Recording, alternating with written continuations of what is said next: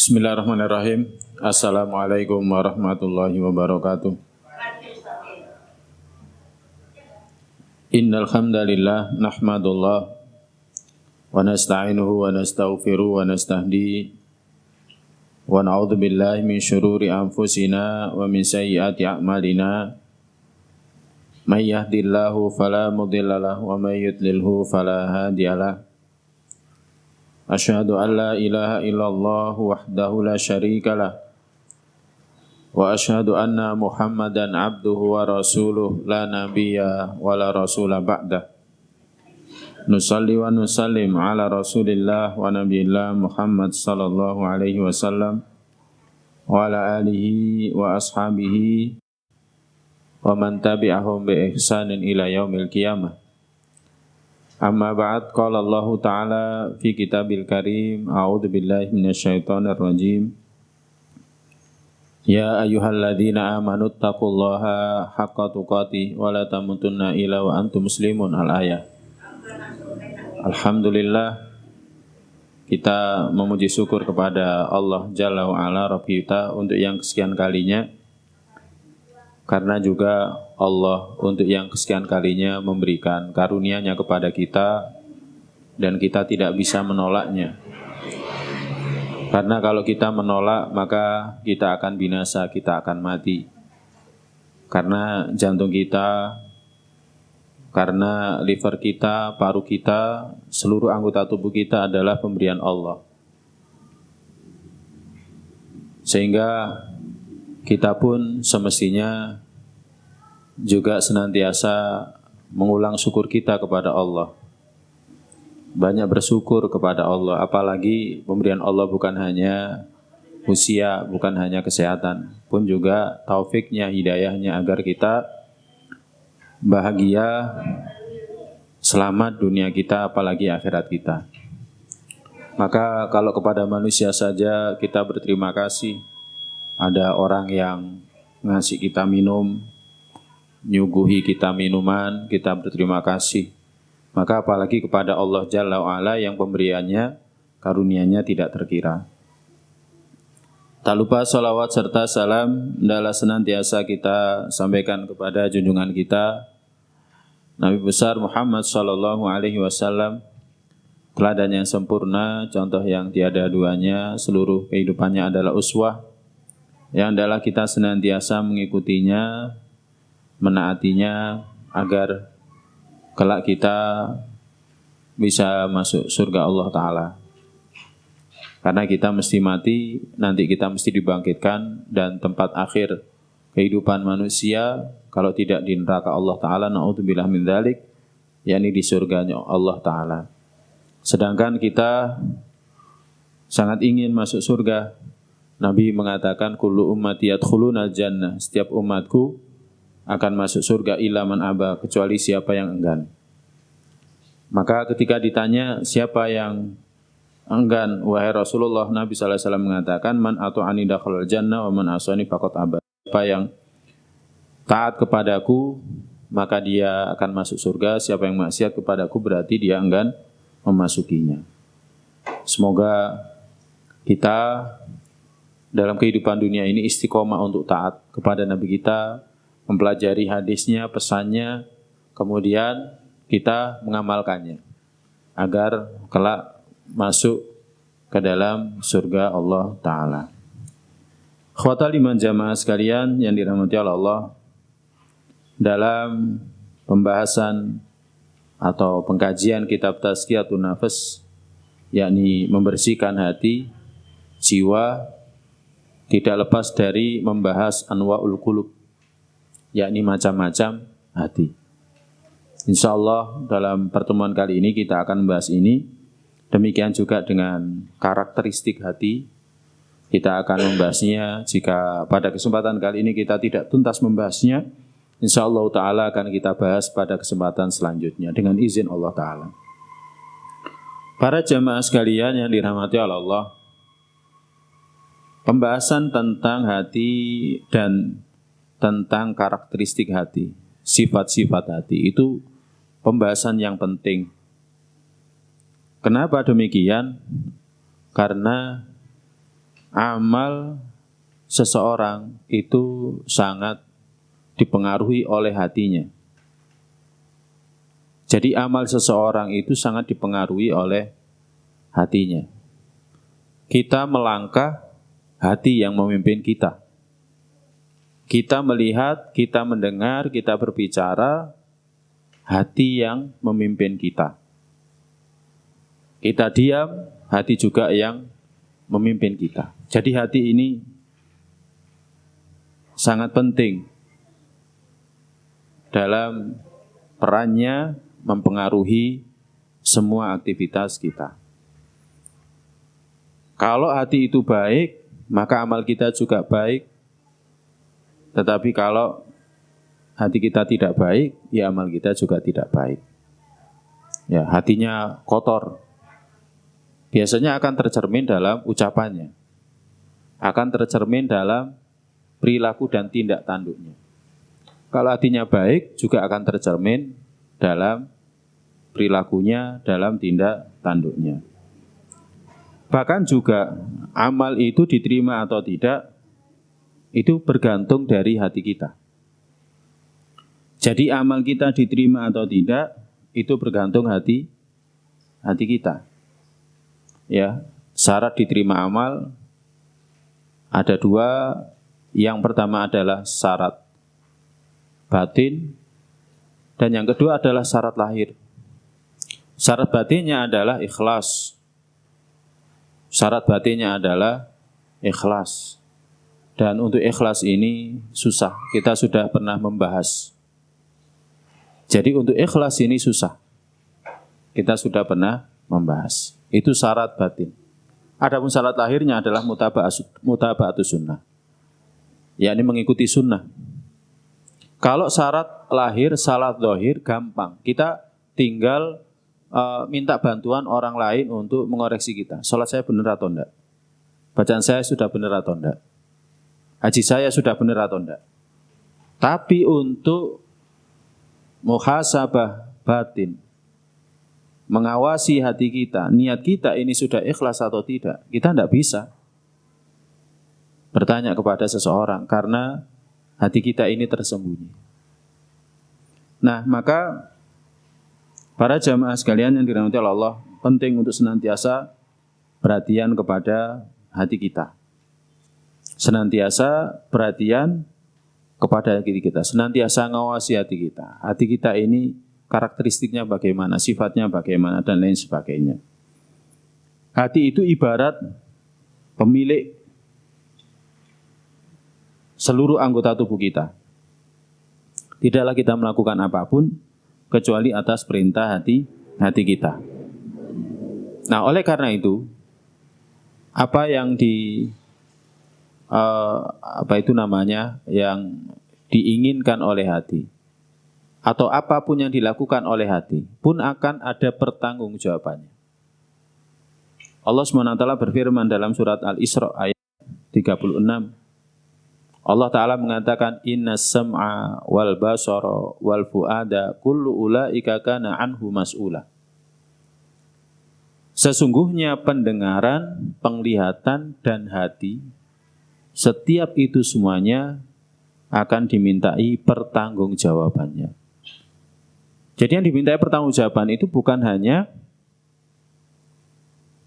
pendengaran kita, bukan hanya penglihatan kita, termasuk hati kita juga dimintai pertanggungjawaban nanti.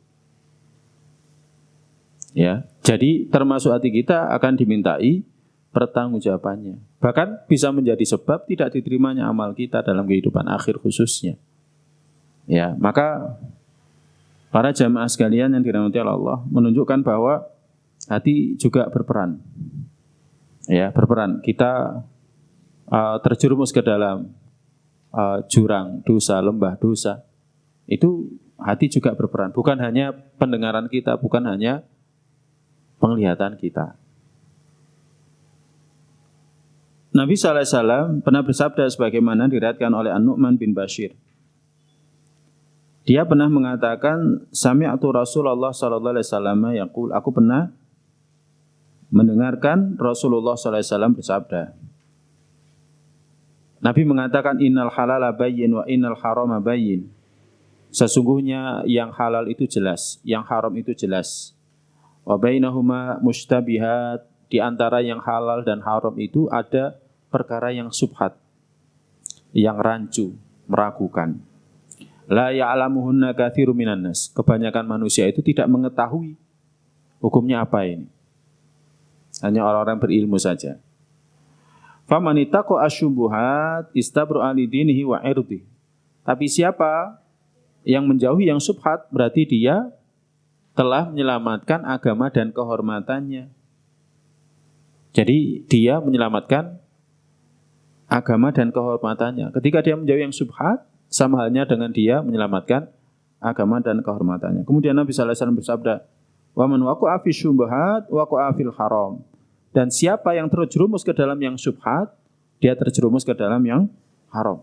Kemudian Nabi sallallahu alaihi wasallam memberikan satu perumpamaan, karra'i yar'a haulal khima. Perumpamaannya seperti seorang pengembala yang mengembala di sekitar wilayah perbatasan.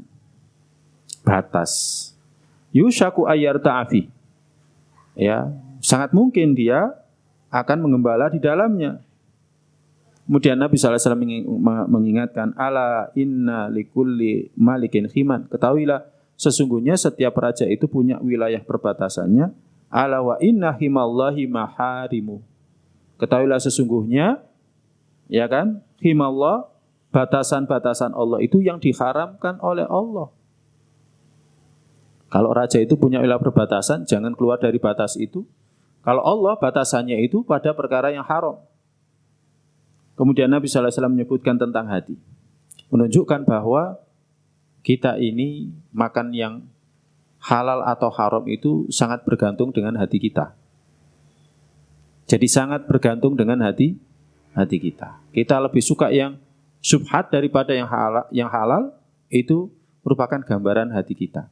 Apalagi kita suka yang haram, itu juga gambaran hati kita. Nabi mengatakan, ala wa inna fil jasadi mudghah. Ketahuilah sesungguhnya di jasad itu ada segumpal darah. Idza saluha al-jasadu kulluhu. Jika dia baik, maka jasad seluruhnya akan baik. Wa idza fasadal jasadu kulluhu. Dan jika dia rusak, maka seluruh jasad itu akan rusak. Ala wahyal qalbu. Ketahuilah itu adalah hati. Nah, para jamaah sekalian yang dirahmati Allah, hadis diriwayatkan oleh Imam Bukhari, Imam Muslim. Al-Hafidz Ibnu Rajab berkata tentang hadis ini. Hadis ini merupakan isyarat bahwa salahu harakatil abdi bijawarih, baiknya gerakan tubuh seorang hamba. Baiknya gerakan tubuh seorang hamba, tangan memberi, bukan meminta-minta, kaki melangkah untuk beribadah berjamaah, melakukan ketaatan, mata melihat yang dihalalkan, telinga mendengarkan yang dihalalkan, mulut makan yang dihalalkan, bukan yang diharamkan. Wajtinabu lil muharramat. Demikian juga baiknya seseorang ketika dia menjauhi yang diharamkan, menjauhi yang subhat, bihasabi sholahi qalbi. Itu bergantung dengan baiknya hatinya. Jadi, tangan mencuri, tangan memukul, tangan membunuh, lidah mengumpat, lidah mencela, lidah riba, itu bergantung baiknya hati. Fa in kana qalbuhu saliman, kalau hatinya itu salim, hatinya itu bersih. Laisa fi illa mahabbatullah wa khasyatul wuqu' bima yakrah. Kalau dalam hatinya itu adalah cinta kepada Allah. Jadi dalam hatinya adanya cinta kepada Allah. Ini dikatakan oleh Ibnu Rajab.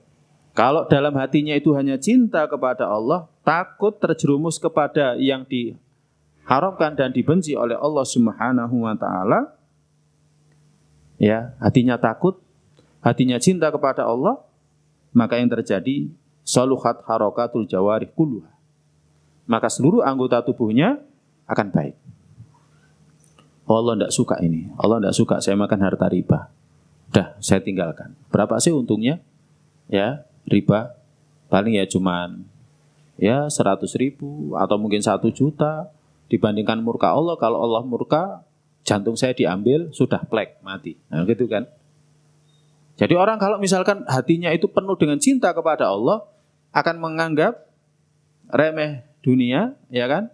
Ya, di situ ada unsur dosa, ya, dan dia akan ringan meninggalkan itu semuanya. Jadi kalau hatinya baik, maka anggota tubuhnya juga baik. Wa nasa'an dzalika istinabul muharraman. Ya, demikian juga kalau hatinya baik, dia akan menjauhi yang diharamkan. Ya, orang kalau cinta kepada Allah, ya, akan menjauhi yang diharamkan. Kalau cinta kepada Allah, ya, maka akan senantiasa memenuhi panggilan. Ya, orang kalau cinta itu kalau dipanggil kan memenuhi panggilan. Ya, istri kalau cinta sama suaminya dipanggil, "Mi Umi, sini Mi," kan langsung datang. Walaupun di atas tungku api, dimatikan kompornya dan lain sebagainya, kan seperti itu. Ya. Bawahan kalau cinta kepada majikan demikian. Kalau kita cinta kepada Allah, ya, lagi enak-enak kerja kemudian dengarkan seruan azan. Allah menyeru, ya hayya 'alas shalah, hayya 'alal falah. Maka kita tinggalkan. Nah, kalau hatinya cinta kepada Allah akan seperti itu. Nah, jadi dia akan melakukan yang dicintai oleh kekasihnya, menjauhi yang diharamkan olehnya, dia hati-hati dari yang syubhat. Hati-hati terjerumus ke dalam yang diharamkan. Tetapi kalau hatinya itu rusak, ya, hatinya itu rusak, hatinya dikuasai oleh hawa nafsunya. Pokoknya saya harus punya mobil. Bagaimanapun caranya. Nggak punya uang, pokoknya bagaimana caranya. Ya, bilang ke temannya, "Sih, saya pinjam, saya butuh ini gini dan lain sebagainya." Akhirnya dia pakai mobilnya temannya, tapi nggak dikembalikan bertahun-tahun. Ini barusan teman ada yang ngeluh cerita seperti itu. Ya karena hatinya dipenuhi dengan syahwat, kecintaan kepada dunia, tidak dipenuhi takut kepada Allah Ta'ala. Ya, karena hatinya dipenuhi dengan syahwat, ya kan? Saya harus ngejar target, saya harus kerja ini dan lain sebagainya, ya kan? Yang ada di relung hatinya itu adalah keinginan untuk mendapatkan itu semuanya. Enggak ada dalam relung hatinya cinta kepada Allah Subhanahu wa taala. Akhirnya yang terjadi apa? Ya sudah, dipanggil sholat enggak peduli sudah. Ya, sholat setengah jam, 1/4 jam. Ya nanti kalau ada pembeli, kalau ada konsumen. Nah seperti itu. Jadi yang ada dalam hatinya itu murni syahwat. Ya, syahwat kecintaan kepada dunia. Apakah itu wanita, apakah itu harta, apakah itu kedudukan, ya. Harta tahta wanita. Nah, seperti itu. Kalau hatinya rusak akan seperti itu. Ya. Jadi dia akan senantiasa mengikuti hatinya. Ini yang dikatakan oleh Ibnu Rajab. Nah, oleh karena itu para jamaah sekalian yang dirahmati Allah, karena hati ini pemilik anggota tubuh kita. Dia yang menguasai mata kita, menguasai telinga, menguasai tangan, menguasai kaki, ya, menguasai lisan kita. Ya, menguasai seluruh anggota tubuh kita. Ya, maka generasi terdahulu sangat perhatian kepada masalah hati. Apalagi memperbaiki hati itu lebih susah daripada memperbaiki lahiriah kita. Kalau memperbaiki lahiriah kita tinggal muhasabah. Mi, pakaian saya sudah pas atau belum? Pas, tak gunakan untuk sholat Jumat. Oh pas Bi. Sampai kurang wangi Bi. Ya, kurang wangi misalkan kayak gitu. Bisa tanya sama istri. Tapi masalah hati kita tanya sama siapa? Ya, maka generasi salafus saleh terdahulu perhatian kepada hati itu sangat besar. Ya, jadi perhatian kepada hati itu sangat besar. Perhatian kepada hati itu seperti tadi, sebelum sholat hati ini diperhatikan terus. Arahnya kemana, kecondongannya kemana. Ketika sholat juga seperti itu. Hadir atau tidak khusyuk dalam sholat kita. Ya, sudah takbir Allahu Akbar, Allahumma ba'id baini wa baina khotoyaya kama ba'ata ila akhirih, masih hadir hatinya. Tapi ketika imam baca Al-Fatihah, ya kan? Ada orang sepeda motoran buanter gitu kan, akhirnya pikirannya kacau udah. Ya, ini kurang ajar. Nah, kayak gitu kan. Ya. Setelah itu ada anak-anak rame. Ini anak isopo rame betul dalam sholat. Gitu udah. Udah nggak konsentrasi lagi, hatinya sudah nggak hadir lagi dalam sholatnya. Dan tidak khusyuk lagi. Ya. Nah, seperti itu. Kemudian berusaha untuk khusyuk lagi. Ya, kemudian ya diingatkan lagi. Segala sesuatu banyak sekali yang teringat ketika sholat. Kok dalam sholat, di luar sholat nggak ingat, tapi di dalam sholat ingat. Ya, tadi nggak ingat, sekarang ingat. Wis tak ingat-ingat. Setelah sholat lupa lagi. Ya, sering kan gitu. Saya tadi sebenarnya mau WA ini, mau ngabari ini. Oh iya wis nanti tak sampaikan. Selesai sholat lupa lagi. Nanti pas sholat sunat ingat lagi. Ya seperti itu. Nah, ini menunjukkan bahwa ya kan, meluruskan hati, islahul qalbi itu sangat berat. Itu sangat berat. Jadi bimbing itu sangat berat. Ya. Makanya generasi salafus saleh terdahulu, generasi terdahulu itu sangat perhatian kepada masalah hati. Ya, kita harus senantiasa awas ya, senantiasa al-wa'yu ya, yakni senantiasa sadar. Hati kita ini kecondongannya kemana? Kecenderungannya itu kemana? Kalau kecenderungannya kepada yang dimurkai oleh Allah Ta'ala, maka kita harus memeranginya. Tapi kalau kecenderungannya kepada ya, apa yang diridhoi oleh Allah Ta'ala, maka kita harus mendorongnya. Tapi yang diingatkan oleh Nabi Sallallahu Alaihi Wasallam, bahwa setan itu senantiasa mengikuti aliran darah kita. As-syaitonu yajri majrad dam. Setan itu mengikuti aliran darah. Makanya kita takbir, ya kan? Kemudian baca doa iftitah, itu sudah khusyuk, tapi giliran mendengarkan bacaan imam sudah hilang. Setan bisiki dan lain sebagainya. Ya. Nanti mau melakukan ini, melakukan itu dan lain sebagainya. Nah, ini ikhwatal iman, jamaah sekalian yang dirahmati oleh Allah SWT. Makanya perhatian kepada hati itu sangat penting, ya. Mengawasi hati sangat penting. Ya, kemudian mengetahui penyakit-penyakit hati sangat penting. Kemudian bagaimana mengobati hati itu juga sangat penting. Nah, Imam Al-Ghazali menyebutkan hati itu ada 3. Ini kita sebutkan dulu. Ada 2 pendapat disebutkan di sini selain dari Imam Al-Ghazali, ada juga dari Imam Ibnul Qayyim. Ya. Al-Ghazali mengatakan hati itu teguh dan tidaknya kepada kebaikan dan keburukan atau ragu-ragu itu ada 3. Yang pertama, hati yang dipenuhi dengan takwa. Hati yang dipenuhi dengan takwa. Ya. Wa zaka birriyadhah, hati ini akan bersih dengan terus dilatih. Hati ini harus terus dilatih dan kita sampai akhir hayat kita akan terus melatih. Ikhlas itu harus kita lakukan terus sampai mati. Ya.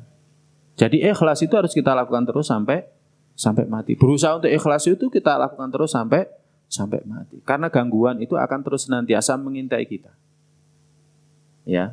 Wa zaka birriyadhah. Wa tawra min khaba'ithil akhlaq. Hati yang dipenuhi dengan ketakwaan ini akan bersih ya dari akhlak-akhlak yang buruk. Ya, bersih dari hasad, bersih dari apa itu namanya ammaroh, ya, nyuruh kepada keburukan. Kalau nyuruh kepada keburukan sudah bisa kita kendalikan. Yang kedua adalah al-qalbul makhdul al-mashhun bil hawa. Hati yang dipenuhi dengan hawa nafsu. Besok agendanya kemana? Oh gini, ya, jalan-jalan ke ini, touring ke sana dan lain sebagainya. Ya kan, isinya hanya dunia, tidak ada ketakwaan di dalamnya. Ya, isinya hanya dunia, tidak ada ketakwaan di dalamnya. Beda kalau misalkan touring dalam rangka mencari ilmu, nah itu beda lagi. Ya, jadi touring dalam rangka mencari ilmu. Ya, sekarang ada komunitas anak-anak muda, ya, yang suka touring, tapi touring mencari ilmu. Di sana ada pengajian, ayo kita touring ke sana dan lain sebagainya. Karena dalam mencari ilmu ada bab pembahasan tersendiri yakni safar. As-safaru fi thalabil ilmi. Imam Bukhari juga membuat bab tersendiri tentang masalah safar. Mencari ilmu itu harus safar. Ya, seperti halnya Nabiullah Musa alaihissalam, dia safar mencari Khidir untuk mencari ilmu. Ya, mencari ilmu yang Allah berikan kepadanya. Nah, jadi hati yang dipenuhi dengan hawa nafsu. Ya, dipenuhi dengan hawa nafsu. Ya, di mana hatinya itu sangat terbuka untuk dimasuki oleh setan dan sangat tertutup untuk dimasuki oleh para malaikat. Ya, pokoknya isinya itu adalah syahwat, demikian juga dengan syubhat. Syahwat dunia, ya. Yang dibicarakan HP, terus yang dibicarakan mobil, terus yang dibicarakan rumah, terus yang dibicarakan properti, terus yang dibicarakan enggak pernah bicarakan tentang hari akhir.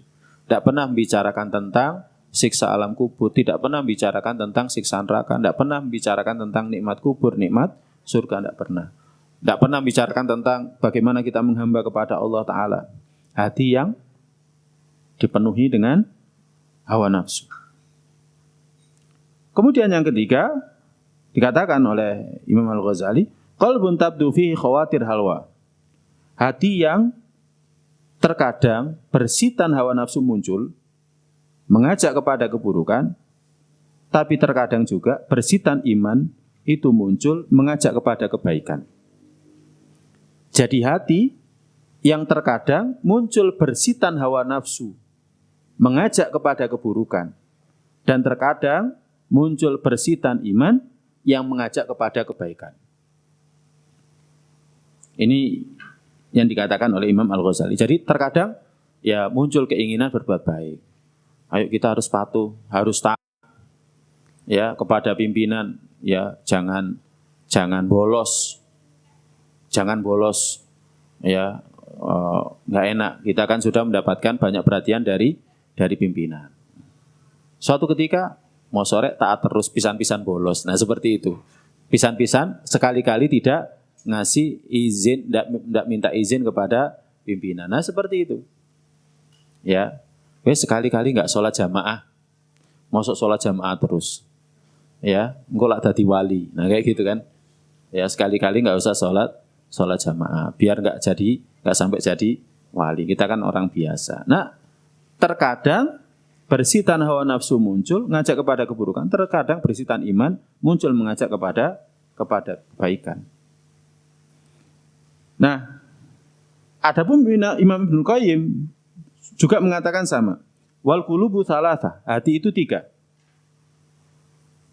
Yang pertama adalah hati yang tidak ada iman. Tidak ada kebaikan. Tidak ada iman, tidak ada kebaikan. Qalbu khalin minal iman wa jami'il khair. Hati yang tidak ada iman dan tidak ada kebaikan. Ini adalah hati yang gelap. Qad istaraha syaitanu min ilqa'il wasawis ilahi. Hati seperti ini, setan sudah istirahat, ndak lagi goda. Wis gak usah digoda wis. Ya. Jadi ngerti, gak usah digoda, sudah menyimpang. Ya buat apa digoda, sudah menyimpang kok. Tugasnya setan, yang dilakukan setan itu apa sih? Setan itu memalingkan manusia dari jalan lurus. Jalan lurus itu apa? Jalan lurus itu semua yang ada dalam Al-Quran, mulai dari surat Al-Fatihah sampai surat An-Nas, itu jalan lurus. Termasuk yang ada dalam hadisnya Nabi SAW, itu jalan lurus. Dan kita senantiasa minta ihdinas siratal mustaqim. Karena kita nggak akan bisa lurus mengikuti jalan yang lurus kalau tidak ditolong oleh Allah. Karena setan senantiasa berusaha untuk malingkan kita dari jalan yang lurus. Jari sopo.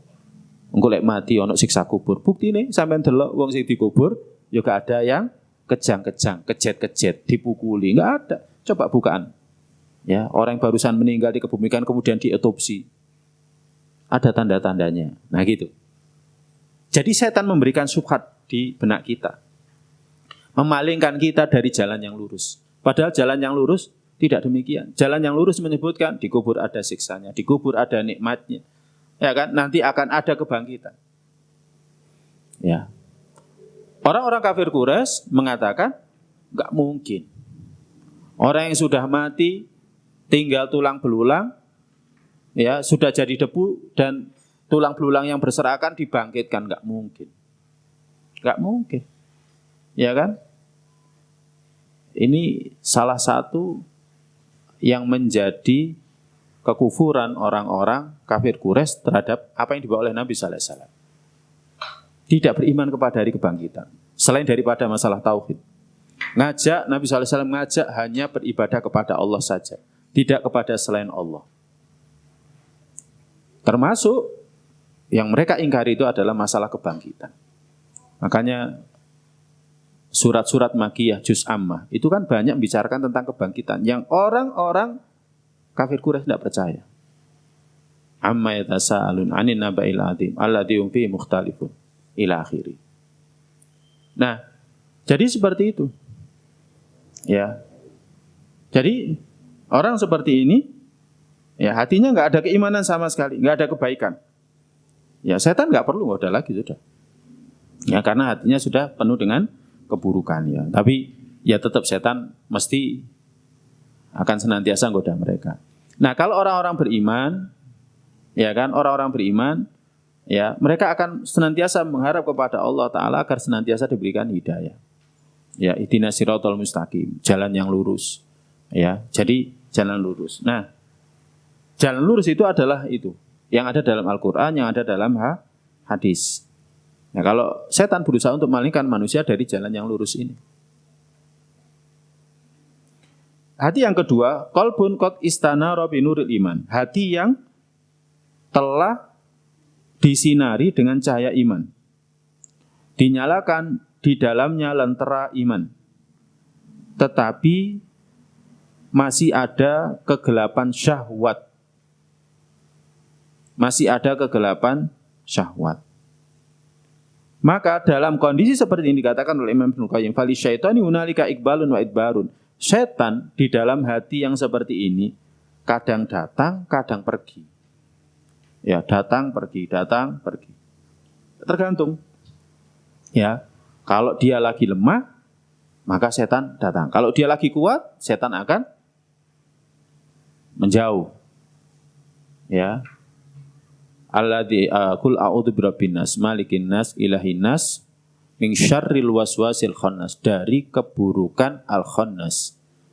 Al-khannas itu yang dimaksud adalah setan. Tidaklah disebut dengan al-khannas karena karakteristiknya setan itu kalau anak cucu Adam ini zikir, mereka akan tiarap.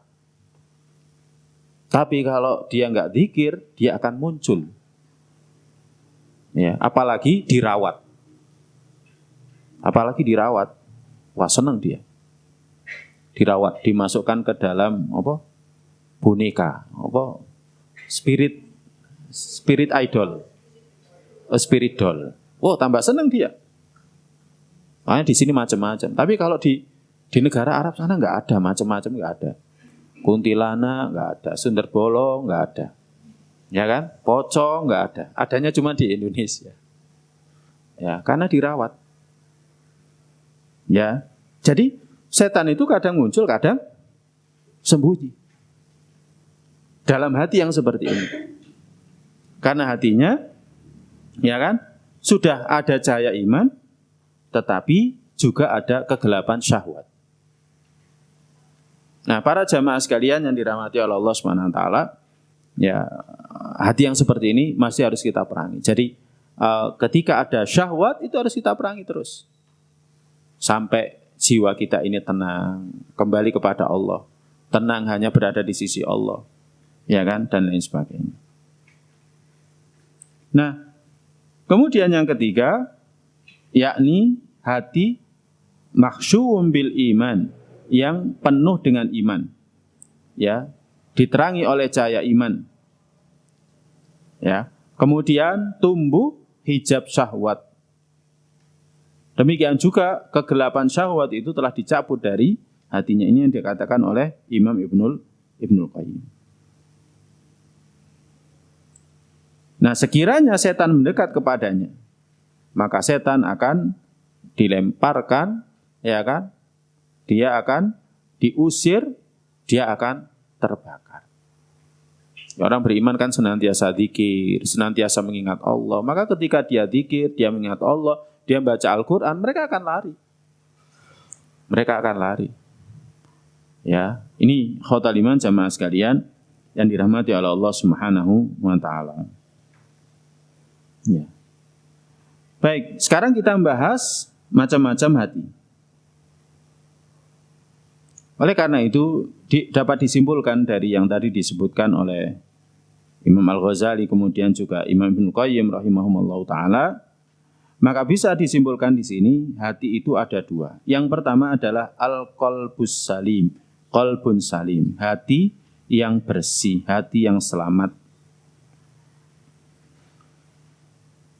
Hati yang selamat adalah hati yang pemiliknya itu selamat dari subhat dan syahwat. Ya, alladzi salima sahibuhu, yang pemilik hati itu selamat dari subhat syahwat. Subhat itu apa? Subhat itu keraguan-raguan. Keraguan-raguan. Betul tak di kubur ada siksanya? Nah, itu keraguan-raguan. Aku gak percaya. Lah gak percaya ya mati ya. Nah, seperti itu kan. Nah, itu gampangannya. Ya. Mati ya, jalani. Nah, seperti itu. Kalau gak percaya ya silahkan. Aku pengen bukti. Lah kalau bukti bukan gaib namanya. Kalau bukti, misalkan Allah tunjukkan kepada seluruh manusia bahwa orang-orang yang zalim, orang-orang yang kafir itu disiksa di dalam kuburnya. Bukan perkara gaib lagi namanya. Neraka misalkan ada, ditunjukkan. Kan neraka kan sudah dicipta sekarang. Ya, karena Allah Ta'ala berfirman, ya uiddat lil kafirin. Yang itu semuanya telah disiapkan untuk orang-orang kafir. Kemudian dinampakkan kepada manusia. Loh, itu bukan perkara gaib berarti. Kalau seperti itu, nggak akan ada manusia yang nggak sholat. Hari ini nggak sholat, nggak ada. Semuanya sholat kabeh. Sholat 5 waktu. Ya kan? Bahkan mungkin orang-orang nggak akan kerja. Apa? Dzikir, doa, terus berlindung kepada Allah dari siksa neraka. Kalau setiap orang tahu bahwa di kubur itu ada siksanya pedih, ya kan? Nggak akan ada yang nggak sholat, semuanya sholat. Nggak akan ada yang melakukan maksiat, semuanya akan melakukan taat. Tapi itu bukan gaib. Ya, bukan perkara gaib. Karena apa? Karena sudah nampak. Ya. Nah, tetapi orang yang beriman, ya kan, dia tidak punya syubhat sama sekali. Walaupun terhadap perkara gaib, dia nggak punya keraguan-raguan. Dia yakin di kubur ada siksanya. Ya. Kemudian dia juga yakin Allah adalah wal awal wal akhir. Dialah yang pertama, laisa qablahu syai' wal akhir laisa ba'dahu syai'. Dia yang pertama, yang sebelumnya tidak ada sesuatu pun, dan dia yang terakhir yang setelahnya tidak ada sesuatu apapun. Nah, kalau dalam pikiran kita, saya dilahirkan bapak sama ibu. Kemudian bapak ibu dilahirkan oleh mbah, terus sampai Nabi Adam. Nabi Adam diciptakan oleh Allah. Lah, Allah yang ciptakan siapa? Nah, itu Nabi SAW menyebutkan kalau kita punya pikiran seperti itu, kita berhenti karena itulah pikirannya setan. Itu syubhat sudah. Ya, itu syubhat. Demikian juga tentang siksa neraka, syubhat. Nah, orang yang hatinya selamat itu selamat dari keraguan-raguan seperti ini. Selamat dari keraguan-raguan seperti ini. Ya. Para sahabat itu sangat yakin. Sangat yakin. Ya, terhadap apapun yang diturunkan kepada oleh Allah Ta'ala kepada Nabi sallallahu alaihi wasallam. Ya, seperti sahabat Abu Bakar. Ya, di antara teladan orang yang hatinya selamat.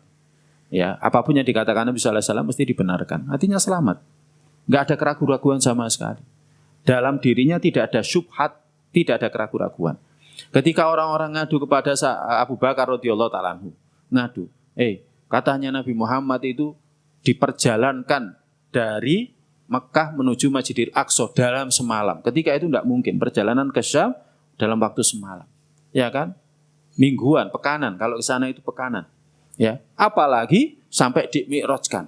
Apa jawabannya Abu Bakar? Sekiranya Nabi SAW menceritakan yang lebih menakjubkan dari itu, aku percaya. Nah, itu hatinya betul-betul selamat. Enggak ada keraguan sama sekali. Ketika selesai perjanjian Hudaybiyah, Umar radhiyallahu ta'ala termasuk yang nggak terima. Ini perjanjian damai seperti ini, tapi merugikan. Ya, Umar datang kepada Nabi SAW. Ya mengatakan, wahai Rasulullah, bukankah kita mulia? Ya kan, mereka hina. Bukankah kalau kita mati kita masuk surga, mereka masuk neraka? Kenapa kita berikan kehinaan kita kepada mereka? Nabi hanya mengatakan, iya, tapi aku utusan Allah. Aku ini Rasulullah. Aku seperti ini diperintah oleh Allah.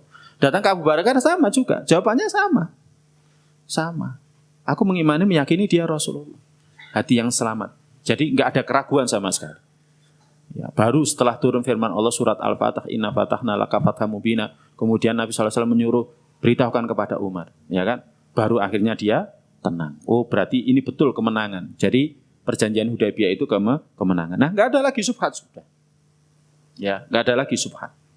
Nah, orang yang hatinya selamat itu seperti itu. Demikian juga nggak ada syahwat. Nggak ada syahwat. Syahwat itu cinta yang berlebihan kepada dunia. Ya, cinta kepada HP gitu kan. Ya, HP-nya ketinggalan, waduh susah gitu kan. Lebih susah daripada kehilangan istri. Ya. Istrinya apa itu namanya, di mana nggak dicari, tapi kalau HP-nya ketinggalan bingung nyarinya. Ya.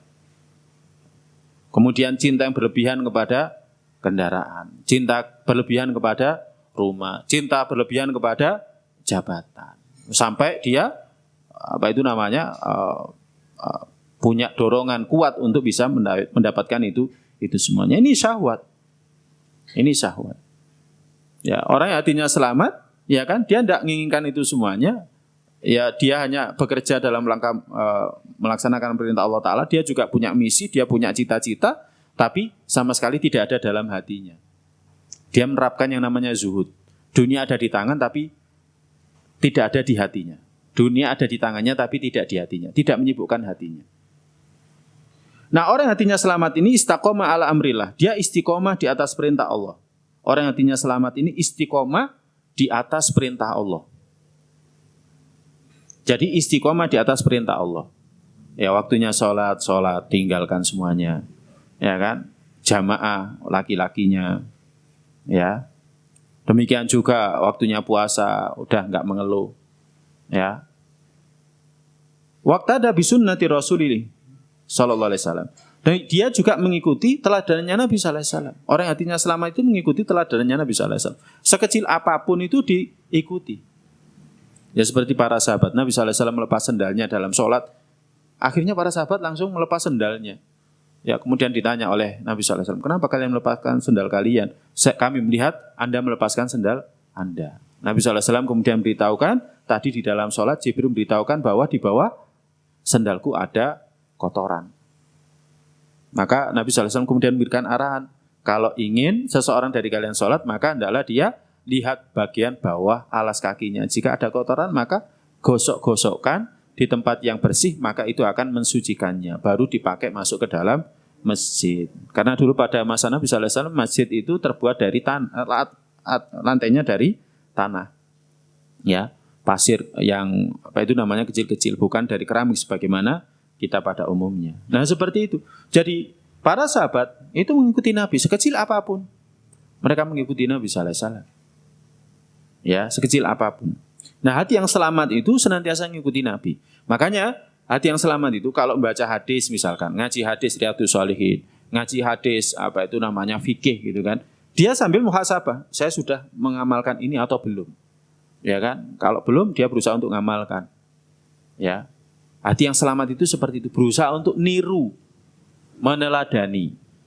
Kalau ingin masuk surga seperti nanti Nabi kita sallallahu alaihi wasallam masuk surga, karena Nabi kita ya yang pertama kali nanti akan buka pintu surga, ya. Kalau ingin bersama beliau, maka ikuti dia. Hati selamat itu seperti itu. Demikian juga hati yang selamat akan meneladani salafus saleh. Akan meneladani salafus saleh. Generasi terbaik umat ini. Karena Nabi sallallahu alaihi wasallam mengatakan sebaik-baik generasi adalah generasiku, kemudian generasi setelahku, ya kan? Kemudian generasi setelahnya lagi. Ya, khairul quruni qarni, tsummal ladzina yalunahum, tsummal ladzina yalunahum. Jadi sahabat, tabi'in dan tabi'ut tabi'in. Senantiasa meladani mereka.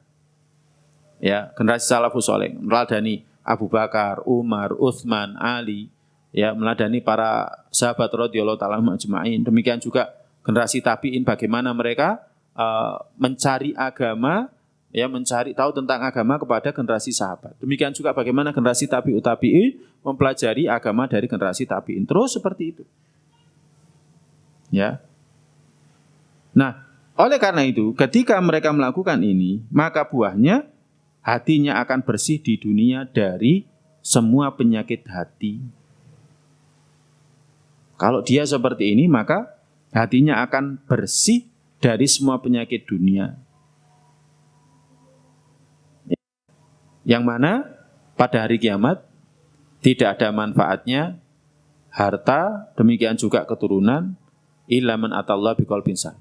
Yauma la yanfa'u malun wala banun illa man atallaha biqalbin salim.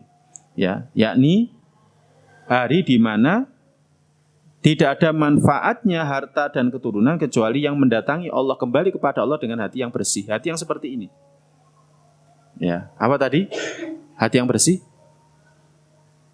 Ya, jadi tidak dikuasai atau terjerumus ke dalam syubhat dan syahwat, istiqomah di atas perintah Allah, mengikuti sunnah Nabi SAW, mengikuti teladannya salafus sholih.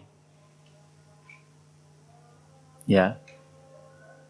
Nah ini, yang mana pada hari akhir nanti, setiap orang akan berangan-angan punya hati yang bersih. Ketika Allah mengatakan, yauma la yanfa'u malun wala banun illa man atallaha biqalbin salim, maka orang-orang yang enggak punya hati bersih berangan-angan hatinya bersih.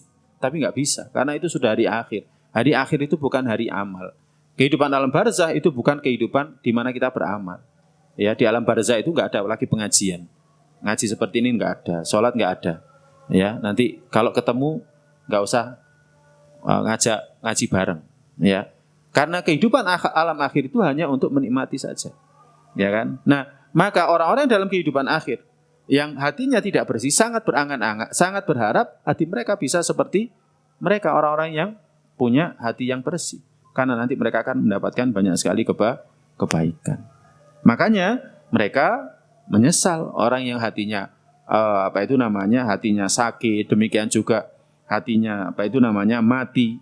Orang-orang seperti ini akan sangat menyesal. Allah alam bisawab. Insya Allah setelah sholat isya nanti akan kita lanjutkan sedikit ya. Sedikit karena ternyata ngajinya ini waktunya nggak cukup. Ya, ini ada sekitar 10 lebih ya ciri hati sehat. Ini baru hati yang sehat. Ini belum hati yang yang sakit, apalagi hati yang mati. Mungkin nanti pada kesempatan yang akan datang akan kita bahas sambil kita sama-sama muhasabah.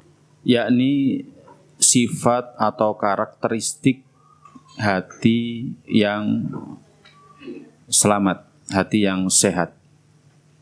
Yang pertama, kayaknya kita bahas yang pertama saja.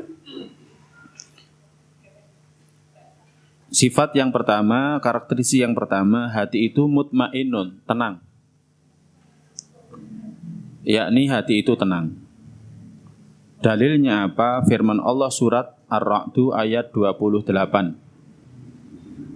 Allah Ta'ala berfirman, alladzina amanu wa tatma'innu qulubuhum bidzikrillah.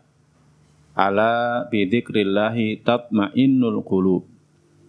Yaitu orang-orang yang beriman dan hati mereka menjadi tentram, mutmainnah dengan mengingat Allah. Ingatlah, hanya dengan mengingat Allah hati menjadi tentram. Ini ciri yang pertama. Jadi hati yang selamat, qalbun salim atau qalbun sahih, hati yang selamat, hati yang sehat itu kalau hati itu tenang. Tenang karena apa?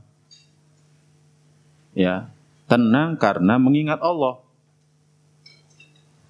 Jadi tenang karena mengingat Allah. Ketika kita mengingat Allah, ketika kita dzikir, wirid, kita tenang. Selepas sholat kita mengucapkan astaghfirullahaladzim alladzi la ilaha illa huwal hayyul qayyum wa atubu ilaih. Aku mohon ampun kepada Allah, mohon ampun atas kekurangan dalam sholatku ini. Ya, Allah tidak pernah memberikan kepada kita pemberian yang ada kurangnya, ndak. Pemberian Allah itu sempurna. Tapi aku mohon kepada Allah, mungkin sholatku ndak sempurna. Ya, Allah kan kalau memberi kepada kita kan sempurna pemberian Allah. Coba kalau nggak sempurna jantung ya. Jantung itu tiba-tiba detaknya 200. Wah, pusing sudah. Pingsan. Tiba-tiba 250 pusing, hipertensi. Kalau ada penyumbatan, udah pecah pembuluh darah. Stroke. Kalau tidak diberi penanganan langsung meninggal. Allah kan kalau memberikan kan sempurna, memberikan kepada kita sempurna. Pemberian Allah itu yang namanya jantung saja itu tidak pernah fluktuatif ya, jarang kan fluktuatif. Ya, 5 menit tiba-tiba tinggi, 5 menit berikutnya rendah. Lah kalau seperti itu kapan kita bisa kerja? Sepeda motor tiba-tiba jantungnya tekanan darahnya tinggi, pusing, minggir, itu kan.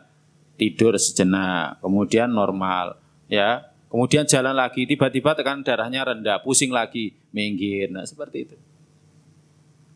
Kita mohon ampun kepada Allah. Pemberian Allah yang sempurna ini kita tidak iringi dengan apa itu namanya? Dengan sholat yang sempurna. Kita mohon ampun kepada Allah dengan tenang. Ya. Jadi seperti itu. Nah, itu diantara sifat karakteristik daripada hati yang salim, hati yang selamat, hati yang sehat. Ya, baca Al-Quran, ya tenang, nggak cepet-cepetan, nggak pengen cepat selesai. Ya tenang, menikmati. Ya bahkan dia tadabbur isinya apa, merenungi isinya apa, kandungannya apa. Ya, karena Allah mengatakan ala bidzikrillah tatmainnul qulub. Ketahuilah sesungguhnya dengan mengingat Allah hati itu akan tenang, hati itu akan jadi tentram, damai. Nah demikian juga dengan zikir yang lainnya, ya. Apakah sholat, dia tenang dalam sholatnya, tidak tergesa-gesa, ya, tidak terburu-buru, ya. Kemudian dia melakukan ketaatan apapun dia tenang. Sedekah, ketika dia sedekah tidak ada beban, tidak ada beban. Wong yang dia keluarkan itu ya yang diberikan oleh Allah kok. Yang dia keluarkan itu yang dia berikan oleh Allah, yang dia diberi oleh Allah. Ya kan? Wa anfiqu mimma razaqnakum, dan infakkanlah dari apa-apa yang kami rizkikan kepada kalian. Infakkanlah dari apa-apa. Dari apa-apa itu menunjukkan sebagian, yang diinfakkan itu bukan seluruhnya tapi sebagian. Mimma razaqnakum, yang kami rizkikan kepada kalian. Artinya pemberian apa itu yang kita infakkan, yang kita sedekahkan itu ya diberi oleh Allah, bukan punya kita. HP itu punyanya Allah. Baju itu punyanya Allah. Ya sebagaimana dalam hadis qudsi, ya bena Adam, ya kan? Wahai anak cucu Adam. Apa itu namanya? Kullukum ari illa man kasautuhu. Setiap dari kalian itu telanjang kecuali siapa yang aku berikan pakaian. Maka pakaian ini dari Allah. Ya, misalkan pakaian dunia kita hilang, ya sudah biasa, tenang aja. Tenang. Oh ya sudah, innalillah, kita milik Allah. Kita saja milik Allah, apalagi pakaian dan lain sebagainya, harta dunia dan lain sebagainya. Artinya tenang. Ada musibah, tenang. Ya. Kemudian mendapatkan nikmat, tenang. Bukan malah, wah ini karena usaha saya dan lain sebagainya. Kemudian dia tabdir, menyanyiakan. Berarti dia apa itu namanya, hatinya tidak seperti itu. Orang kalau beriman diberikan nikmat, ya sudah biasa saja. Itu pemberian dari Allah kok. Pemberian dari Allah untuk menguji kita juga. Kita diberikan afiat, diberikan kesehatan, diberikan ketinggian, kedudukan. Itu semuanya adalah pemberian dari Allah Ta'ala. Suatu ketika bisa diambil olehnya. Tenang aja hati. Ya, jadi hati yang mutmain, tenang ini adalah salah satu atau yang disebutkan dalam kitab ini yang pertama ya sebagai ciri orang yang memiliki hati yang salim, hati yang apa itu namanya sehat, hati yang selamat. Tenang. Ya, kemudian yang kedua, ini yang terakhir ya, yakni munibun. Hati itu senantiasa munib, al-inabah. Inabah maknanya adalah taubat. Hati itu senantiasa taubat. At-taubah artinya secara bahasa rujuk kembali. Senantiasa kembali kepada jalannya Rabb, kembali kepada jalannya pemilik kita. Relnya Allah itu ada dalam kitabullah dan sunnah. Nah, kita berusaha kembali ke sana, hatinya kembali. Wes iki enggak bener, kudu balik mana? Kudu balik, harus kembali. Ya kan? Nyari dunia gitu kan? Nyari dunia. Oh, sekarang sudah zuhur. Sudah, kita harus kembali. Hati harus kembali, berusaha untuk kembali. Ya, berusaha untuk kembali. Allah berfirman dalam surat Qaf ayat 33, "Man khasyar rahmana bil ghaib wa jaa'a biqalbin munib," yaitu orang-orang yang takut kepada Allah Ta'ala yang Maha Pengasih sekalipun tidak kelihatan olehnya, dan dia datang dengan hati yang bertaubat kembali. Ya, maknanya al-inabah artinya adalah taubah, kembali kemana? Yakni kepada Allah, terus hatinya berusaha kembali. Makanya hati yang senantiasa inabah ini, ya senantiasa mencari tahu apa sih yang harus saya lakukan. Nah, ketika dia mencari tahu apa yang harus dia lakukan, mesti senantiasa membuka Al-Quran, senantiasa mempelajari hadis, ya, baca mushaf, ya kan, merenungi isinya, baca hadis, mempelajari syarahnya, terus seperti itu. Itu hati yang inabah. Ya, itu hati yang inabah. Nah, ini para jamaah sekalian yang dirahmati oleh Allah SWT. Jadi, kalau hati kita senantiasa kembali, ya mosok sih ngurusi dunia terus, kok dunia bakalan yo kita tinggalkan, ya kan? Ya udah kembali aja kepada Allah, kepada Rabb kita, zat yang menciptakan kita. Apalagi Allah telah menjanjikan untuk kita kehidupan yang lebih baik dalam kehidupan akhir, yakni di surganya. Udah kembali kepada Allah. Jangan mau ditipu oleh dunia beserta isinya. Allah alam bisawab. Kita cukupkan sampai di sini. Insya Allah masih ada sekitar 8 lagi ya untuk ciri karakteristik hati yang sehat, qalbun salim, hati yang selamat. Ya, insya Allah nanti akan kita bahas pada pertemuan yang akan datang dengan izin Allah. Ya, juga nanti kita bahas hati yang mati, ciri-cirinya, ya kan, berdasarkan firman Allah Ta'ala. Insya Allah akan kita bahas pada kesempatan yang akan datang dengan izin Allah. Mungkin kita cukupkan sampai di sini. Kita mohon ampun kepada Allah atas segala kekurangan, kekhilafan kita semuanya. Kita berharap agar ini menjadi ilmu yang bermanfaat bagi kita. Allahumma inna nas'aluka ilman nafi'an wa rizqan thayyiban wa amalan mutaqabbala. Kita akhiri dengan doa penutup majelis. Subhanakallahumma bihamdika asyhadu an la ilaha illa anta astaghfiruka wa atubu ilaik. Assalamualaikum warahmatullahi wabarakatuh.